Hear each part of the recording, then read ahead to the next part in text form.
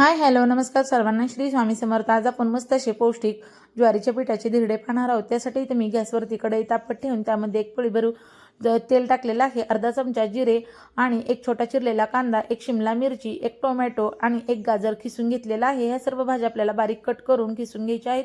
तर इथं ह्या भाज्या छान अशा परतून घ्यायच्या. नंतर यामध्ये पाव चमचा हिंग आणि एक छोटा अर्धा चमचा भरून आपल्याला लाल मिरची पावडर घालायची आहे. हे सर्व छान असं परतून घेतलं की एका ताटामध्ये थंड करून घ्यायचं.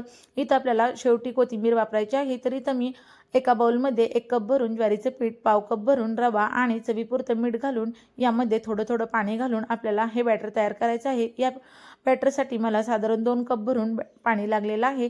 हे असं पातळ असं बॅटर तयार करायचं म्हणजे आपले धिरडे मस्त असे कुरकुरीत असे तयार होतात. यामध्ये आपण ज्या परतून घेतलेल्या भाज्या, कोथिंबीर हे सर्व घालून एकदा छान असं हलवून घ्यायचं आहे. इथं मी नॉनस्टिक तवा तापत ठेवलेला आहे, त्यावरती थोडंसं तेल लावून घ्यायचं. नंतर यावरती आपल्याला धिरडं घालून घ्यायचं आहे.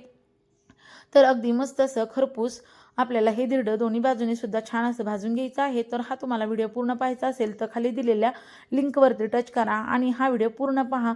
चॅनेलवर नवीन असाल तर लाईक, शेअर, सबस्क्राईब करायला विसरू नका. धन्यवाद. श्री स्वामी समर्थ.